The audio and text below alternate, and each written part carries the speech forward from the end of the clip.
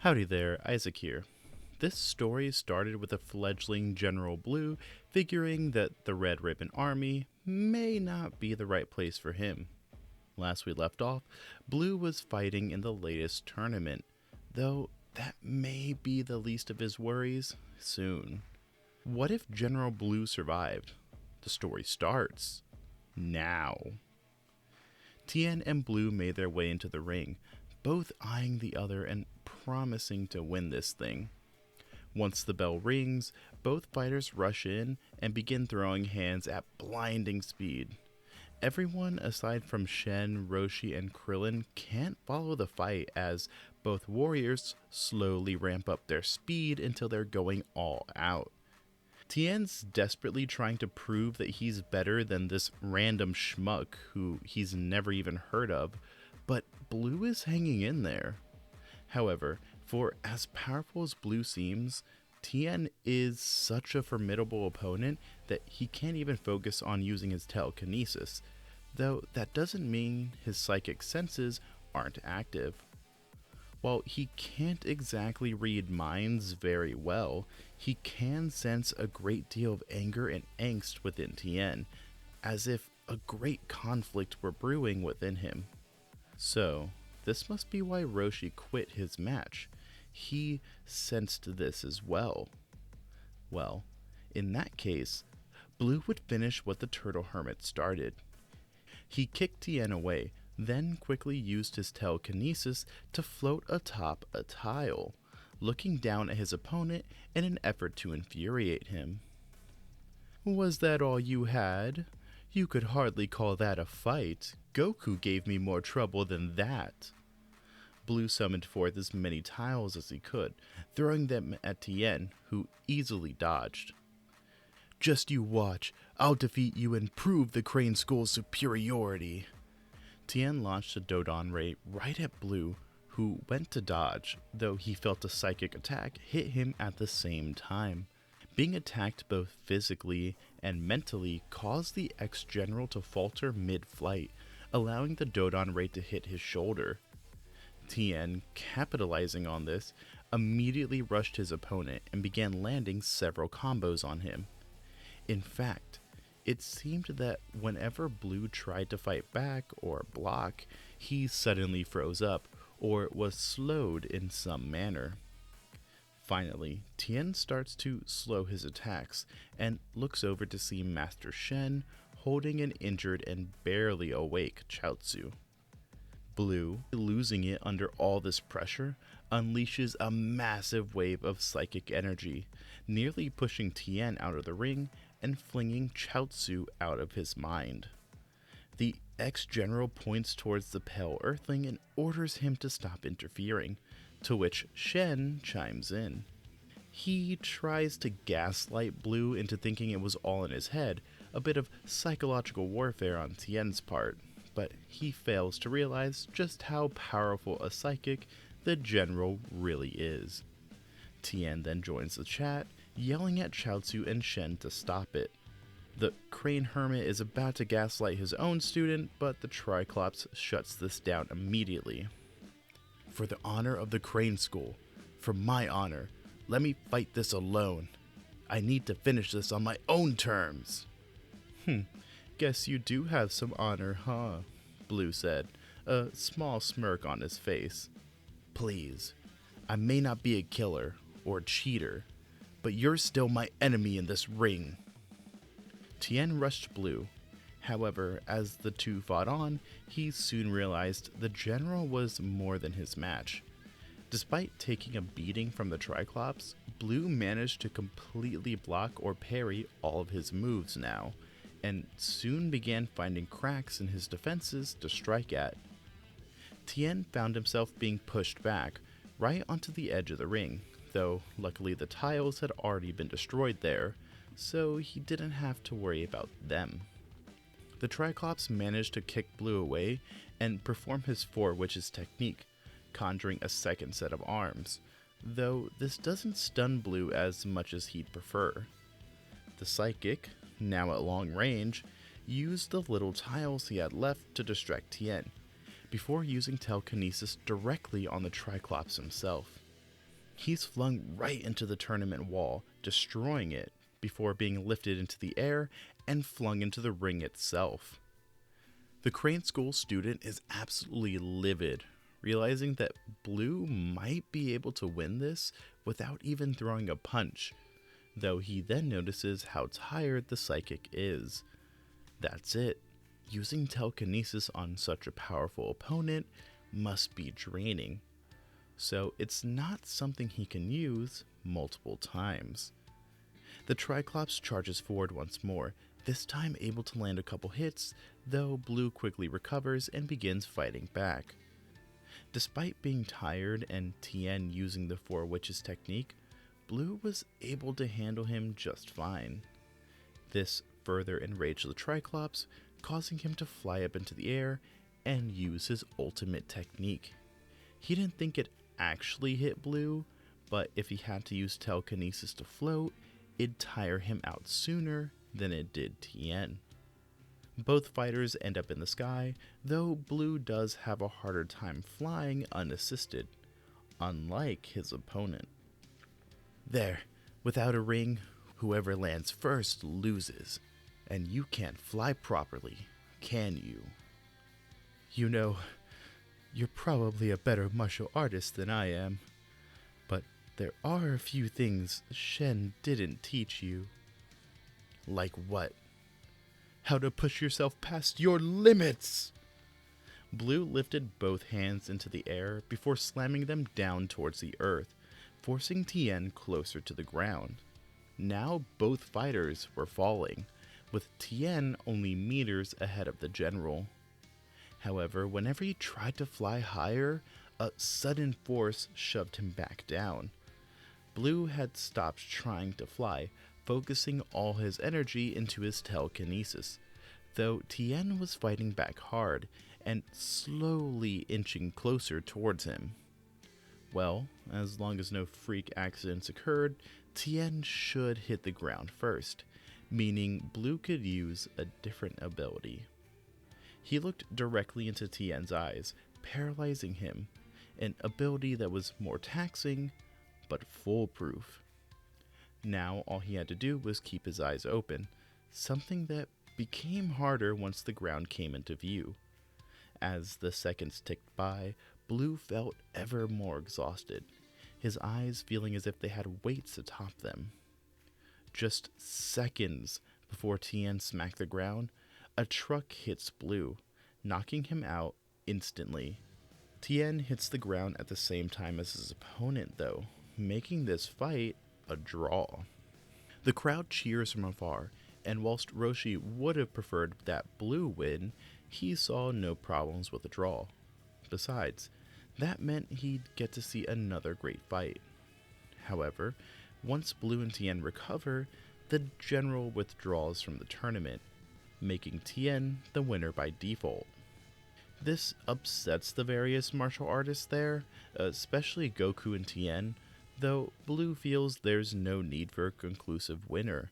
In his mind, this tournament served its purpose, proving that there were always people stronger than you out there.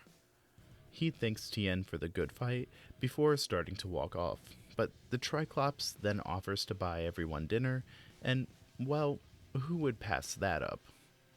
The Crane School student isn't quite as friendly with everyone here, but he does respect Blue and his reason for resigning.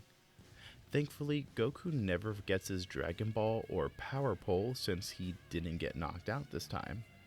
But Blue did forget his cologne, so he had to go get that. Once he gets back to the ring, Blue recovers his perfume and then remembers that there were several good-looking men at the tournament, and so decides to take a quick peek at the registry, only to find a monstrous creature holding it and standing over a terrified tournament announcer. Blue takes up a fighting stance, asking what this monster was doing there, and Tambourine simply smiles before charging his opponent. Blue manages to dodge a flurry of strikes, but a leg sweep catches him off guard, sending the general prone where he's soon stomped on. Tambourine puts all his weight on Blue's chest, causing the general and tournament announcer to cry out. Whilst the trio thought no one was around, these cries do catch the attention of one fighter. Suddenly, Tambourine is attacked from behind in spectacular fashion as Nam flies through the air and lands a devastating cross-arm dive. This momentarily stuns Tambourine, allowing Blue to get up and kick him across the room. Nam is ready to fight this monster, but the general grabs both him and the announcer before starting to run away. In his condition, there was no beating that creature, even with Nam there. But Tambourine, with the aid of his wings, easily catches up to the trio. He lands right in front of Blue, telling him that he couldn't possibly let strong fighters live. "Does that include us?" Tien yelled out, causing Blue and Tambourine to look over and see the entire crew there. Tien, Yamcha, Goku, and even Launch were ready to deal some real damage, and while Tambourine was confident he could take them all individually, this was too much, even for his father. The demon tries to run, but Roshi jumps out and shocks him with an electric shock surprise, dropping him in seconds.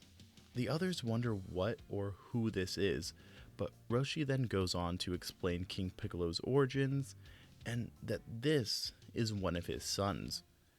He then looks over to Chaozu and Blue. "You two, I know you both have powerful psychic abilities. Is there any chance you could read this one's mind and find out King Piccolo's plan?" Now, Blue had thought about such a power, but delving into someone's mind was tricky. Those with strong wills, such as Korin or Tien, were difficult to read, whilst weak-minded individuals were read like a book. Both Blue and Chaozu put their hands on Tambourine's head, whilst the others held him down. Just as expected, the demon had a strong will, but not insurmountable. With Chaozu's help, the two were able to sift through several memories, and thankfully this creature wasn't very old, so this was quick. They figured out that King Piccolo was indeed alive, and working together with the Pilaf team. He planned to murk the remaining martial artists while wishing for... Suddenly a wall was put up over Tambourine's mind, as if reinforced by someone else.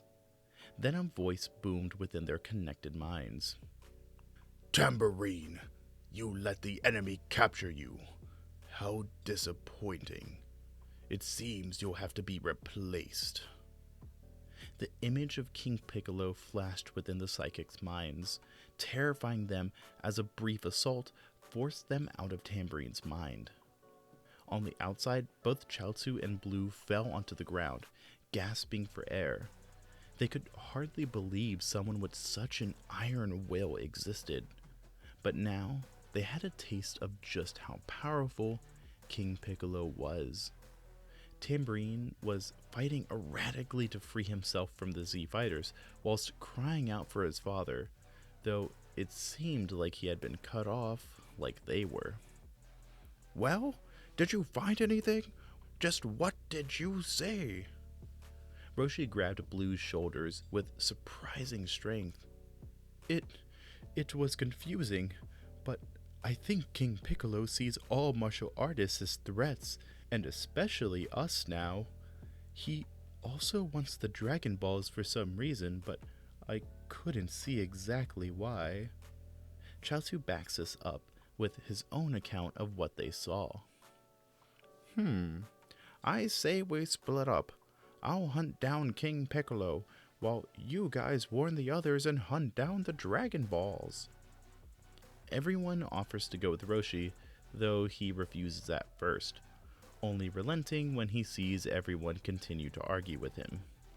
He offers to take Goku, Tien, and Chaozu along with him, a very intentional setup on his part.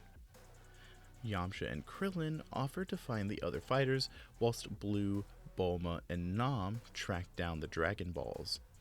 The general sighs and reluctantly allows Nam to join him, though says he better be able to keep up. The dragon team go their separate ways after knocking out Tambourine, with Blue visiting his old master Korin, who already knows exactly what's going on, and offers his student to Senzu.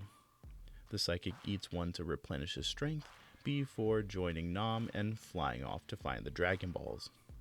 Everything is going well for the fighters, a little too well, in fact.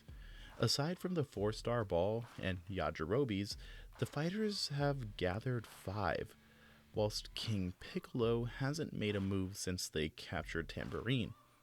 Roshi is suspicious and decides to use Goku's 4-star ball to lure out the king. He tells Goku to go get the others so they can all attack King Piccolo together once he's found. Goku does as he's told, but Roshi and Tien tell him using nearby trees and bushes to hide. Then, from high up in the sky, they notice what looks like a dragon following Goku. So that was it, huh? King Piccolo was using one of his sons to spy on them. Good. That means they thought Goku was alone. Minutes later, King Piccolo finally makes his move. A giant airship coming into view, whilst 2 cloaked figures jump in front of Goku. The king reveals himself, and the other cloaked figure does as well, calling himself Violo, and seeming far more powerful than the others. Roshi then noticed that Piccolo looked far older and weaker than what Blue described, Chaozu confirming this. The group figured he must have put a lot of effort into this most recent creature. Whilst they had another warrior to contend with, Roshi felt that if Tien and Goku could fend it off, then he might have a chance against the king. He tells Tien to do his best and just buy him time, and the trio hop out to help Goku. So, you suspected that we were watching you. You must be a very experienced warrior, Violo said, grinning whilst taking a defensive stance. My quarry isn't with you, but your father, Roshi tells him, charging the king whilst the others surprise attack Violo. Surprisingly though, this demon flashed right in front of Roshi, kicking him away right before he's attacked by Goku and Tien. He allowed himself to be hit just to protect the king? Well, Roshi should have expected that, but still, at least now he had an opening. The turtle hermit pulls out a rice cooker before performing the Mafuba, King Piccolo frozen with fear, though that's when Symbol flies down from the heavens in an attempt to shield his father. Chaozu sees this and tries to freeze the dragon in place, but can only slow him down. This does allow Roshi to successfully seal the king away, but Symbol uses his body to crash into the cooker, breaking it apart right as the hermit falls to the ground. Piccolo praises his son for a job well done, before gloating over Roshi. The hermit watches on as Goku and Tien are put on the back foot, and Chaozu fights desperately against Symbol. Did you really think you could win with that old technique? Piano and Viola predicted someone would be alive to use it, and our plan went just as expected. Now I'll crush the last hope this Earth has of defeating the Demon King, Piccolo. The king charged up a finger beam, laughing maniacally as he prepared to murk Roshi. Well, I wouldn't exactly call him our last hope, but close enough. Suddenly, Blue flew in, elbowing King Piccolo and sending him across the valley. Roshi, with his last few breaths, makes sure the Dragon Balls are safe, which Blue confirms as Nam is with Yamcha and Krillin. The Turtle Hermit then tells him to succeed where he failed, telling him to run before passing from this world. Blue looks around, seeing Chaozu defeated on the ground, as well as Tien, with Goku only barely hanging in there against Violo.